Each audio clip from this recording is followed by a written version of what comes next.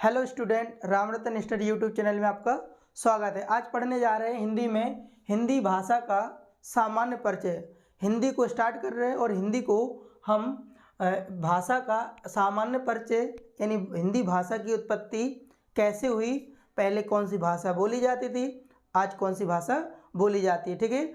और जो हिंदी भाषा का जो प्रचलन हुआ उसकी उत्पत्ति कैसे हुई, कितने साल बाद हुई और कब हुई, ठीक है। तो आइए देखते हैं हिंदी भाषा की उत्पत्ति।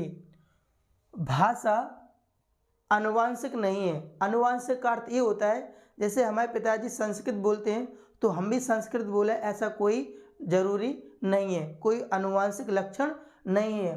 भाषा मनुष्य समाज में रहकर सीखता है। भाषा मनुष्य समाज में रहकर सीखता है। मनुष्य जिस जगह या जिस क्षेत्र में रहता है मनुष्य उसी क्षेत्र की भाषा सीख जाता है। भाषा सीखने की मनुष्य को जन्मजात एक शक्ति होती है, ठीक है। और भाषा एक अर्जित संपत्ति है, यानी भाषा को वो ग्रहण करता है, सीखता है, ठीक है। भाषा को मनुष्य समाज में रहकर सीखता है। मनुष्य जिस वातावरण में या जिस समाज में रहता है और उस समाज में जो भी भाषा, हिंदी, संस्कृत, उर्दू, जो भी भाषा बोली जाती है वो वहीं पे सीख जाता है, ठीक है। अब भाषा की उत्पत्ति कैसे हुई? भाषा शब्द संस्कृत की भाष धातु से बना है। किस धातु से बना है? भाष धातु से बना है। भाष का अर्थ होता है बोलना या कहना, अर्थात भाषा के माध्यम से हम अपने विचारों को, भावों को और भावनाओं को हम व्यक्त करते हैं। सोचिए यदि भाषा नहीं होती तो हम अपने विचारों को, भावों को या भावनाओं को दूसरों तक कैसे पहुंचाते? हम दैनिक जीवन में हमारा क्या होता, किससे हम कैसे कहते कि हमें क्या आवश्यक है, क्या कहना है, ठीक है ना। तो हमारे विचारों को प्रकट करने का भाषा एक साधन है, ठीक है। लेकिन अपने विचारों को, भाषा का संबंध उच्चारण से होता है, लिखने से नहीं।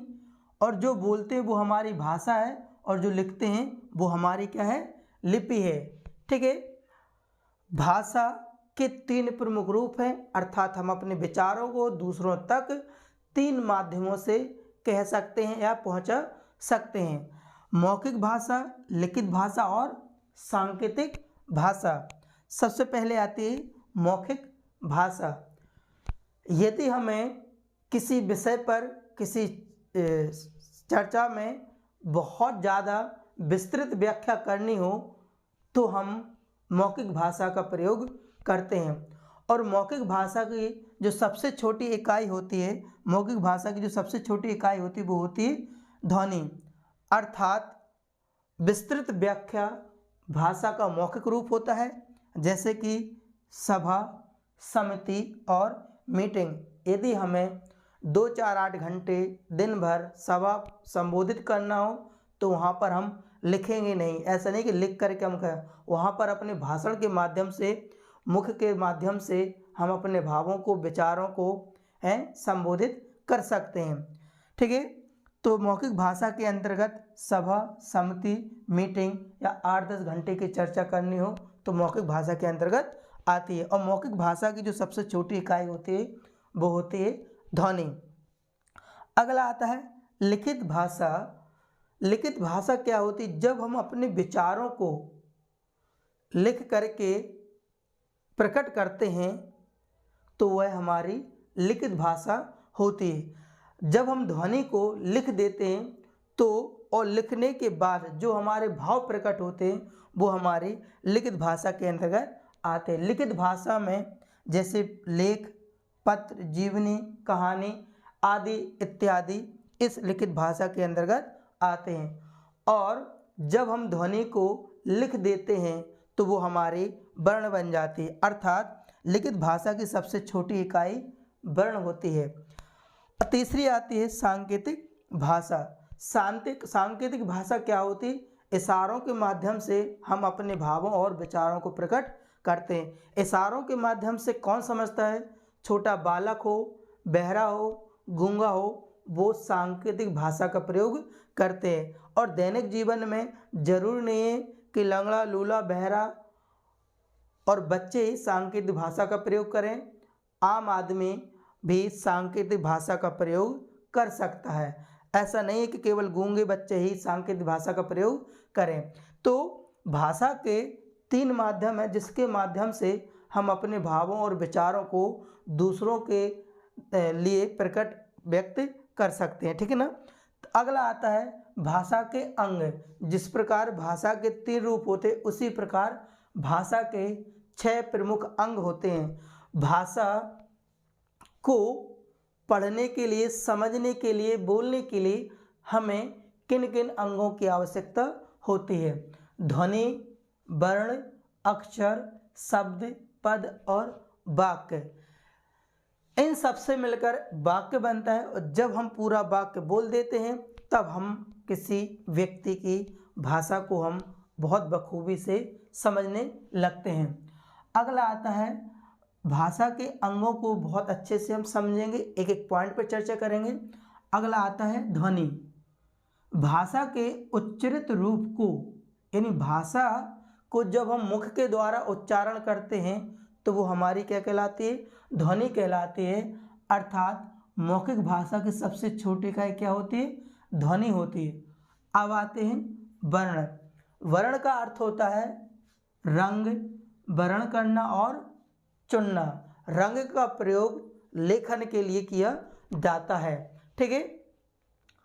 जब ध्वनि को जो हम मुख से जब उच्चारण करते, का, खा, जो भी हम उच्चारण या बोलते हैं, इन का, खा उच्चारण को जब हम लिख देते हैं, अक्षर में लिख देते हैं, तो वो हमारे वर्ण कहलाते हैं।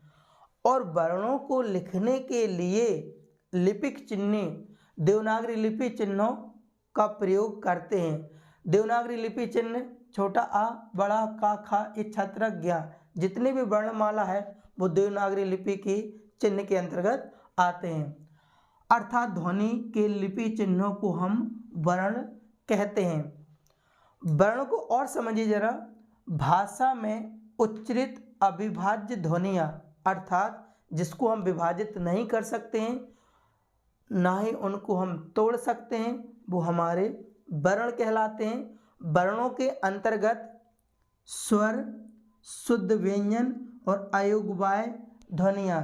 फिर से सुनिए, वर्णों के अंतर्गत स्वर जैसे आ, ई, उ, शुद्ध व्यंजन आ, ई, उ, इनको हम और विभाजित या खंडों में नहीं तोड़ सकते। आप मुझे बताइए, आ को क्या हम और तोड़ सकते? नहीं तोड़ सकते।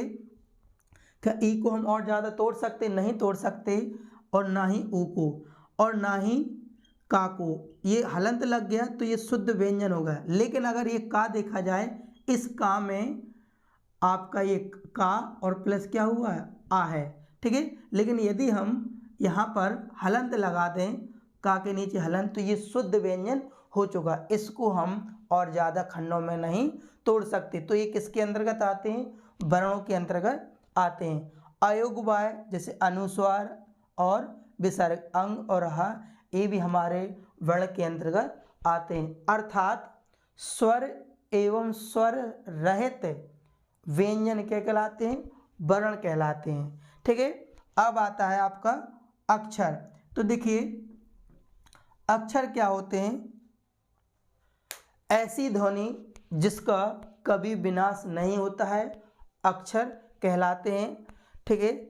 अक्षर की तुलना ब्रह्मा जी से की गई, क्योंकि ब्रह्मा जी का ये पर्यायवाची अक्षर, उसका भी कभी विनाश नहीं होता है। अक्षरों को खंड खंड करके नहीं बोल सकते। समझिए कैसे नहीं बोल सकते। अक्षर आ का अर्थ होता नहीं, क्षर का होता विनाश, अर्थात जिसका कभी विनाश ना हो वो अक्षर कहलाते हैं, ठीक है। और अक्षरों को खंड खंड करके नहीं बोल सकते। जैसे कि हम बोलें का, आ, म, आ, ला, आ, तो ऐसे हम कमल को नहीं बोलते हैं। कमल को हम सीधे कमल बोलते हैं। का, आ, म, आ, ला, आ नहीं कहते हैं। तो ये 1 2 3 4 5 6, ये तो क्या है आपके वर्ण। वर्ण कितने इसमें? 6। कमल में वर्ण कितने हैं? 6। और अक्षर की बात की जाए तो अक्षर है कितने? 3, ठीक है। अब देखिए, अर्थात स्वर एवं स्वर सहित, ये क्या था? वर्ण क्या होते हैं? स्वर एवं स्वर रहित व्यंजन वर्ण कहलाते हैं। अक्षर क्या होते हैं? स्वर एवं स्वर सहित व्यंजन अक्षर कहलाते हैं। चौथा अंग शब्द। शब्द क्या होता है? वर्णों का सार्थक एवं व्यवस्थित क्रम। जब हम वर्णों को सार्थक बनाने के लिए उसको व्यवस्थित क्रम में रखते हैं तो एक अर्थ प्रकट होता है, ठीक है, या एक अर्थ बनता है। तो वर्णों का सार्थक एवं व्यवस्थित क्रम जो एक अर्थ दे वो क्या कहलाता है? हमारा शब्द कहलाता है। देखिए जरा, जैसे लिखा कमल। कमल एक शब्द है। तो कमल क्या है? एक फूल भी हो सकता है, किसी का नाम हो सकता है, ये एक सार्थक शब्द है। लेकिन अगर इन्हीं वर्णों को हम आगे पीछे कर दे, जैसे मकल कर दें, तो मकल शब्द तो बना लेकिन वो क्या नहीं होना? सार्थक नहीं है। तो शब्द सार्थक होगा तब हम भाषा समझ सकते हैं। तो शब्दों का सार्थक होना अति आवश्यक है। भाषा रूपी शरीर की आत्मा, भाषा रूपी शरीर की आत्मा क्या कहलाता है? शब्द कहलाता है। शब्दों से ही हम अभिव्यक्ति होती है, शब्दों से ही अभिव्यक्ति होती है। सार्थकता के आधार पर भाषा की लघुत्तम इकाई शब्द कहलाता है।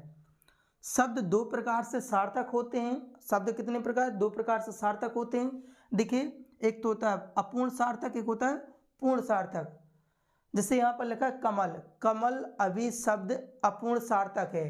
कमल शब्द अभी अपूर्ण सार्थक है। लेकिन जब कमल एक फूल है, जब कमल शब्द का प्रयोग जब हम वाक्य में कर देते हैं तो कमल तो है लेकिन पता नहीं चल रहा कि फूल है या किसी का नाम है। लेकिन इस कमल का जब हम वाक्य में प्रयोग कर दिया कि कमल एक फूल है, तो कमल अब जो शब्द एक पूर्ण सार्थक बन गया। लेकिन जब कमल का प्रयोग उस वाक्य में नहीं किया था तब वो अपूर्ण सार्थक शब्द था, ठीक है। अब आता है पद। पद क्या होता है?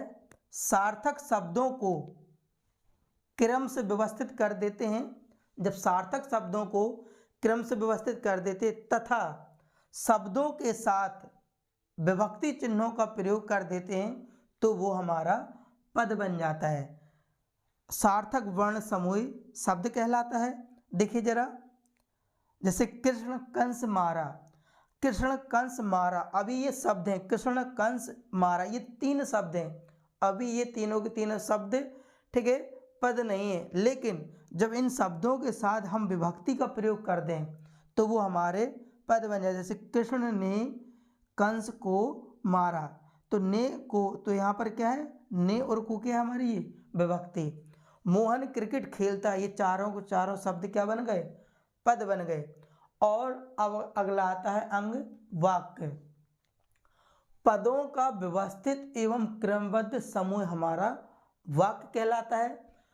पदों का व्यवस्थित एवं क्रमबद्ध समूह हमारा वाक्य कहलाता है। और वाक्य भाषा की, जो हम किसी को बोलते हैं या कहते हैं, जब हम पूर्ण रूप से वाक्य बोल देते हैं तो हमारी भाषा या हमें भाषा समझ में आ जाती। इसलिए वाक्य भाषा की सार्थक इकाई है।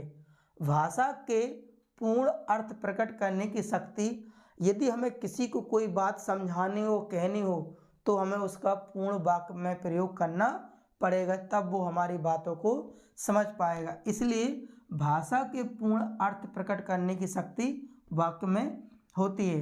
वाक्य भाषा की महत्तम एवं पूर्णतम इकाई है। अगला है अनुवृत्ति क्या है? तो एक अनुच्छेद पैराग्राफ में जितनी पंक्तियां होती हैं उन पंक्तियों के समूह को अनुवृत्ति कहते हैं, ठीक है।